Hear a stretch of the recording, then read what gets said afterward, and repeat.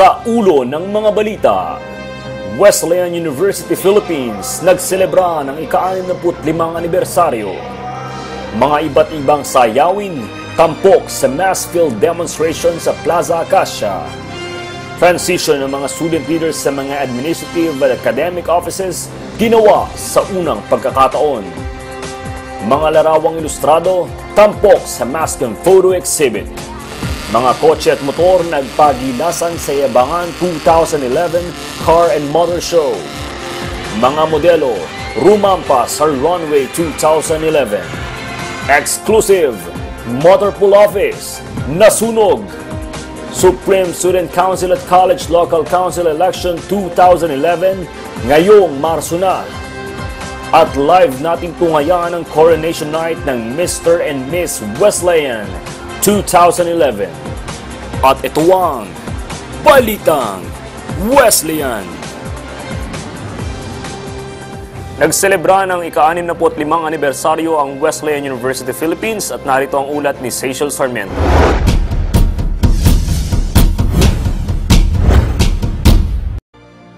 Pinangunahan ni Bishop Rodolfo A. Juan, President College of Bishops of the PCC, ang Thanksgiving program bilang pagsiselebra sa ika-65 taong anibersaryo ng Wesleyan University Philippines sa temang Continuing the Legacy of Excellence. Dito'y nagkaroon ng presentation of symbols tulad ng plants kung saan 65 estudyante ng nursery at kinder ang nagpresenta. Ito'y naganap sa Wesleyan Gymnasium. Ako, si Seychelle Sarmiento, para sa Balitang Wesleyan. Kaugnay sa pagdiriwang ng ika-65 anibersaryo ng Wesleyan University Philippines, pumalit sa mga opisina ng mga administrative at academic offices ang mga student leaders sa kauna-unahang pagkakataon sa history ng universidad. Miss Grace Ruby Rosales, na ikaw ang Pangulo ng Wesleyan University. Nabigyan ng pagkakataon ng mga student leaders na umupo sa mga opisina ng mga administrative at academic offices kaugnay sa pagsiselebra ng ika-65 anibersaryo ng Wesleyan University Philippines. So, I thank the administration for conducting this kind of program or turning over the responsibility to the student leaders dahil ito yung parang ini-entrust nila mismo yung university dun sa mga mismong products nila, sa mismong tinrin nila to become the future leaders of this university or this institution. Nabigyan ng pagkakataon yung mga student leaders para maupo sa mga key positions like nitong academic head at ako nga napagbigyan ng chance na maging dean ng College of Arts and Sciences. Ito ay sa kauna-unahang pagkakataon sa history ng universidad. Ang layunin ng nasabing transition ay para magkaroon ng ideya ang mga student leaders sa pamamalakad ng mga opisinang kanilang pinalitan.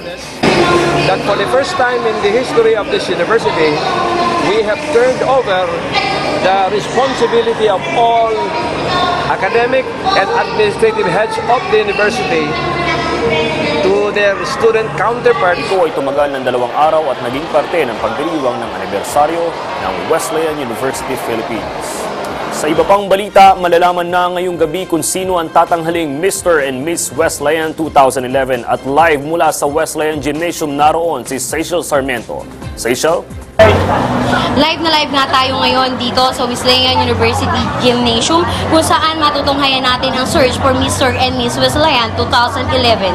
Dito ngayon matutunghayan na natin ang patuloy na pagpasok ng tao at maririnig ang ingay kung saan talagang mararamdaman natin na excited na ang lahat kung sino ang magwawagi para sa Mr. and Miss Wesleyan. Back to studio. At sa iba pang balita, nagtanghal ang mga estudyante ng iba't ibang klase ng sayawin sa mass field demonstration na ginawa sa Plaza Acacia. Nagpakitang gilas ang pre-LM, elementary, high school at tertiary level sa naganap na field demonstration sa Plaza Acacia kung saan pinamunuan ng mga PE instructors. Dito ay matutunghayan ng iba't ibang uri ng sayaw tulad ng ati-atihan, karatong at modern dance na sinabayan sa saliw ng tugtuging sikat na Waka Waka ni Shakira. Maituturing na isa sa pinakaabangang bilang ang event na ito bilang pagtugon sa ika-65 taong selebrasyon ng Wesleyan University Philippines. Ang naramdaman ko nakita ko, syempre happy. Dahil kasi yung anak ko nasa elementary, syempre pinakamagaling sila. Ito si Seychelle Sarmiento para sa Balitang Wesleyan. Susunod, mga Mga modelo rumampas sa runway 2011.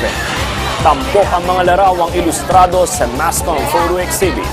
At exclusive, Motorpool nasunog sa pagbabalik ng Balitang Wesleyan.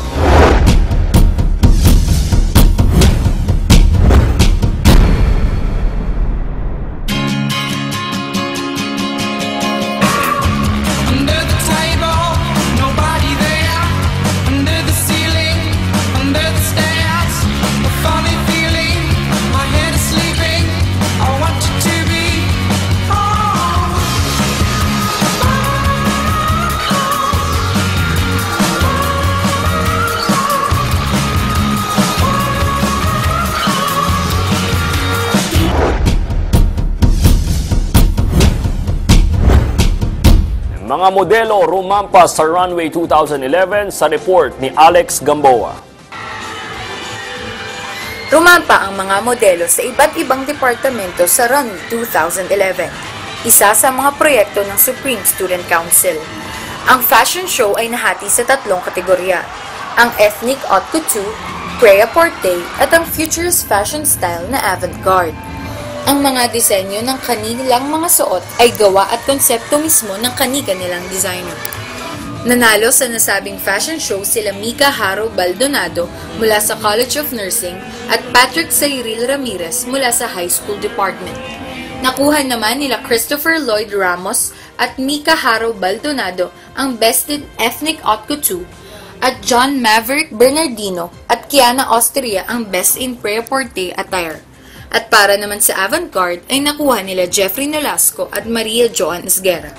Ang runway 2011 ay dinaluhan ng iba't ibang estudyante mula sa high school at tertiary level. Ako si Alex Gamboa para sa Balitang Wesleyan. At sa iba pang balita, nagsagawa ng outreach program ang College of Arts and Sciences sa Santa Arcadia at narito ang mga detalye sa ulat ni Seychelle Sarmiento. Matagumpay na muling idinaos ang taunang outreach program sa Santa Romana Elementary School, Santa Arcadia. Ito ay pinamagatang 7th year of continuing outreach program through medical and dental mission kasabay sa temang malusog na mamamayan, maunlad na pamayanan. Naging matagumpay ang programa sa tulong na rin ng mga estudyante ng College of Arts and Sciences at ilang mga volunteers. Nagkaroon din ng partisipasyon ang CAS Alumni Association. Ito si Seychelle Sarmiento para sa Balitang Wesleyan. Samantala, iba't ibang klase ng kotse at motor nagpakitang gilas sa Yabangan 2011 Car and Motor Show. Narito ang report ni Maki Kapalad.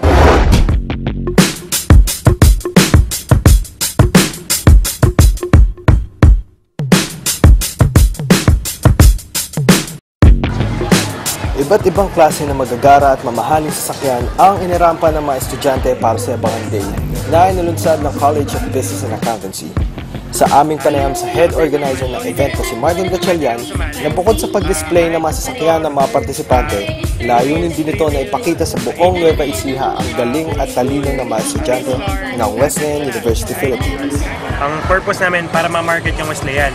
Makita ng mga tigalabas na yung Wesleyan may kakaiba silang hindi lang academics, pati pala yung mga kakaibang event kaya nilang i-handle. Pinaunlakan din ni Bucalmiro Mercado ang event na ito. Right now, nakakatuwa yung sa event natin, maraming participants, mas masisipag yung mga organizers, maraming sumuporta ng mga kaibigan natin. So sa tingin ko magiging successful naman. Sa huli, masasabing naging matagumpay ang event dahil sa dami ng mga estudyante ng Wesleyan at iba pang tao sa labas ng universidad na dumalo. Masasabi ko lang sa event ng well-organized siya kasi. So lahat ng tao dito nag-enjoy sa lahat, excited silang makita ko ano yung mga magiging mangyayari. Maganda po. Oo, maganda kasi maraming coaching magaganda. Ito si Maki Kapalad para sa Balitang Wesleyan.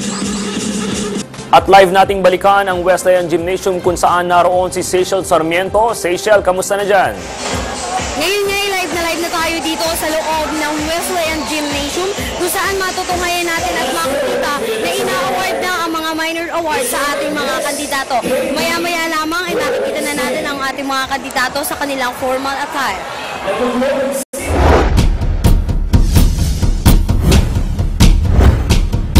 At para naman sa ating text poll, pabor ka ba sa pagbebenta ng Wesleyan Hospital?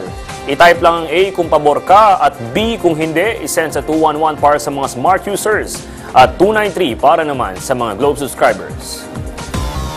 Susunod, exclusive motor pool, nasunog at Mascom exhibit tampok ang mga larawang ilustrado sa pagbabalik na Balita Wesleyan.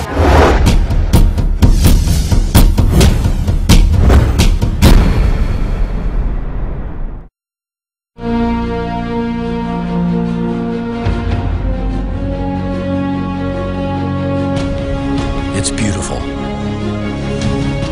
It's intelligent. Even genius.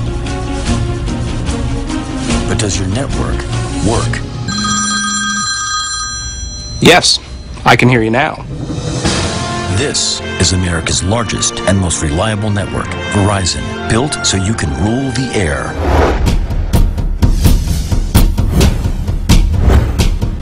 Nasunog ang motor pool office kaninang madaling araw at ayon sa report, ang dahilan umano ng sunog ay faulty wiring. Nadamay ang 2 van, 1 kotse, 2 motorsiklo at 1 bus. Wala namang nasaktan sa nasabing insidente. Isa sa findings ng ating fire department ay ang faulty electrical wiring or may appliances na napabayang nakabukas. Yung ang mga nasunog nating mga kagamitan dito sa Wesleyan ay isang totally damages ang isang urban van na gamit ng nursing,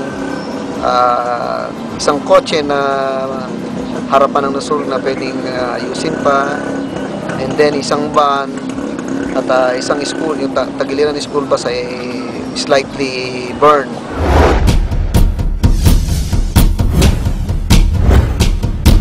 At sa iba pang balita, 2 stage play ng telon itinanghal sa Wesleyan Auditorium. Narito ang report ni Alex Gamboa. Nagbahagi ng pagtatanghal ang Teatrong Laan para sa Obra Ngayon o Telon. Bilang tugon sa selebrasyon ng ika-65 taong anibersaryo ng Wesleyan University, Philippines. 2 storya ang itinampok sa kanilang teatrikong pagtatanghal. Ito ay ang New Yorker sa tondo at Mukha sa Mukha, sa direksyon ng Telon Vice President Lee Justin Magundayaw at sa ilalim ng pangangasiwa ng kanilang advisor na si Ruth Alfonso. Ayon sa mga nakapanood, naging epektibo ang pagganap ng mga aktor sa kani-kanilang karakter. Alam sa starts, maganda. Maganda mo siya, nakaka-entertain. Kumbaga yung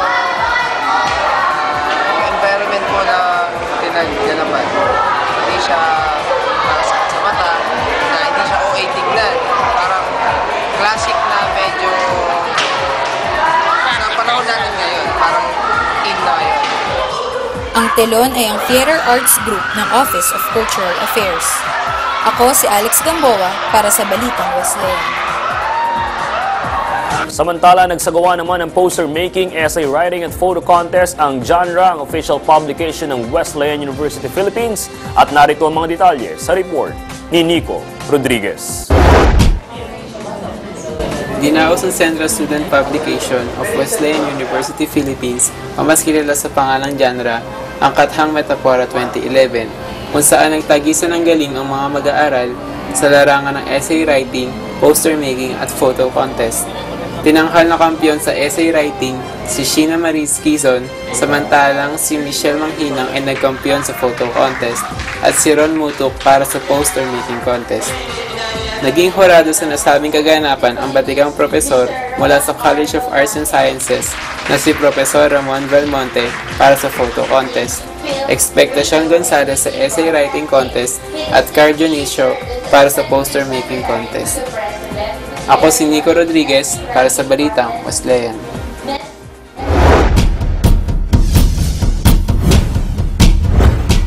Nagsagawa ng isang photo exhibit ang mga junior mass communication students ng College of Arts and Sciences. Ang naging tema ng nasabing exhibit ay ilustrado na kung saan makikita ang mga tampok na larawan mula pa sa kapanahunan ng Espanyol.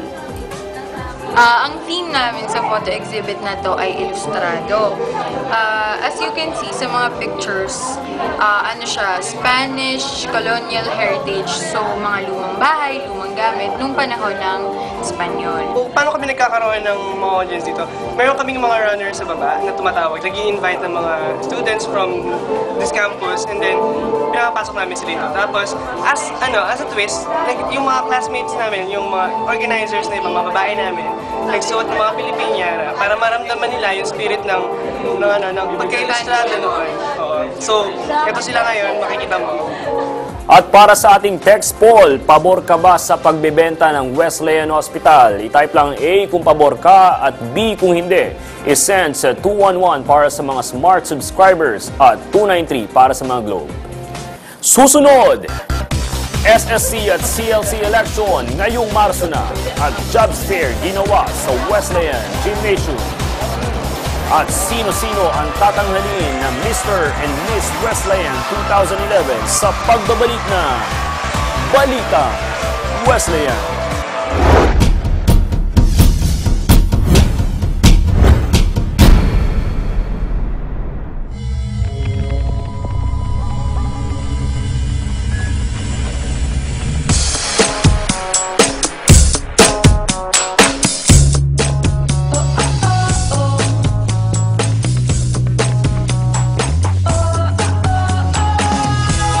Introducing iPad on Verizon.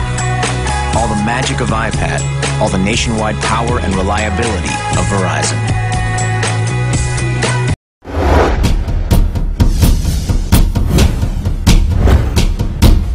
Abala ang mga kandidato sa pangangampanya sa darating na SSC at CLC election ngayong Marso. Narito ang report ni Seychelles Sarmiento. Abala ang mga kandidato sa pangangampanya para sa darating na Supreme Student Council at College Local Council election sa darating na Marso 11. Dalawang partido ang maghaharap sa Supreme Student Council election, ang United Students Party sa pamumuno ni Edison Mamawag at ni Jihad Sabiri Alzini para sa Eagles Students Party. Ang mga kandidato ay maghaharap para sa isang meeting de avance sa Marso 10 at ang eleksyon ay nakatakdang gawin sa Marso 11. Sa darating na March 11, 2011, magaganap ang isang pagbabago tungo sa pagkakaisa ng bawat estudyante. The motto of Eagles is a voice for change. On March 11, as together, we can raise our voice for change. Ako, si Seychelles Sarmiento, para sa Balitang Wesleyan. At sa iba pang balita, mga graduating students abala sa job fair na ginawa sa Wesleyan Gymnasium. Narito ang report ni Nico Rodriguez. Nagsagawa muli ng job fair ang Guidance and Placement Center para sa mga graduating students at alumni ng Wesleyan University, Philippines. Inorganisa ang naturang programa ng Head of Alumni Affairs na si Professor Anton Celis. Ang job fair na to ay inilaan para sa mga graduating students ng Wesleyan University, Philippines at saka siyempre yung alumni. At in-open natin to sa mga friends natin, mga kaibigan natin, kabarangay-nyos at Togoysianos. Ilang bigading institusyon at kumpanya ang nagpartisipa tulad ng China Bank, Little Mary Hearts Montessori Center, National Collection Office, Save More Market, Pure Gold, Philam Life at Red Logo. Ang job fair na ito ay hindi para lamang humanap ng trabaho ang mga estudyante, kung hindi ihanda rin ito para sa aktual na interview. So as part ng job fair na yung araw na to, nag-decide ako na mag-apply dun sa NCO or Center Pampanga kasi naisip ko for preparation and para magkaroon na din ako ng experience sa interview. So, based sa mga na-experience ko, magbabait naman sila, approachable.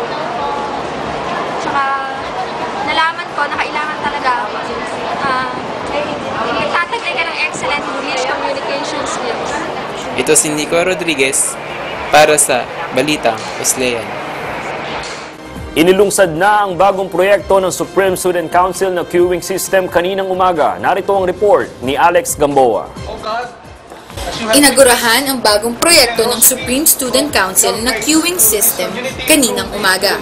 Ito ay dinuluhan ng mga officers ng Supreme Student Council at ibang executive heads sa pamumuno ni Wesleyan University President Manuel G. Palomo.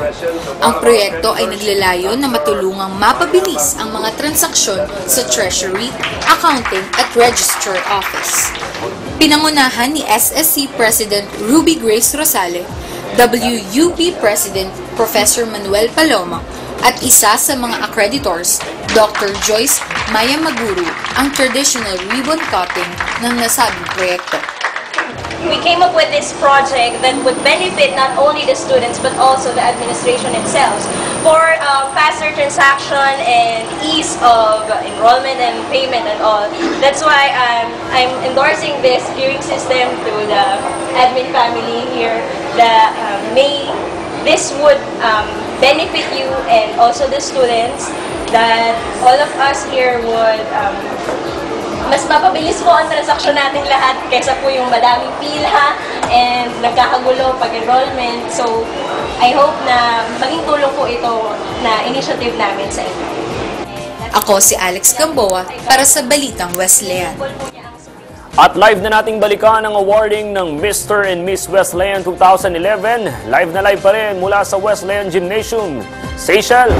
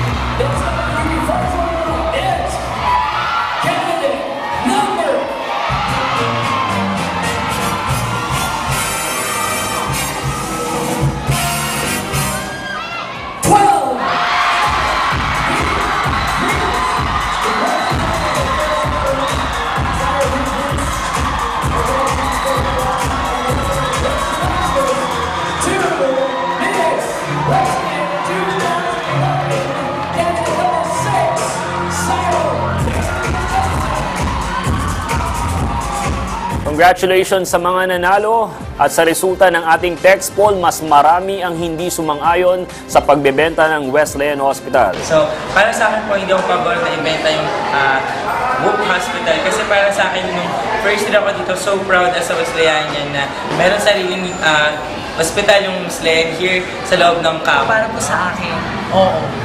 Kasi po, sa nakikita ko po ngayon as a first year student, marami pong nababalitang issue po dito sa school natin at isa po yun yung sa hospital na hindi naman po pinagkakakitaan ng Wesleyan at ano lang din po siya dagdag para sa akin ng problema. So mas maganda po kung ibibenta na lang at magagamit naman po yung pagbibentahan ng pera sa mas pakinabang na bagay at kumikita.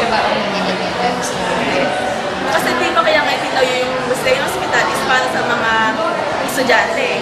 Kasi kapag ibinenta yun, wala lang hospital ang Wesleyan. Para sa akin, hindi pabor sa akin yun. No ako. Kasi isa sa pinakamagagaling na cardiovascular Wesleyan University. Kaya hindi talaga ako sangayon. At balikan natin si Seychelles Sarmiento sa Wesleyan Gymnasium para iulot ang kabuuan ng Search for Mr. and Miss Wesleyan 2011. Seychelles?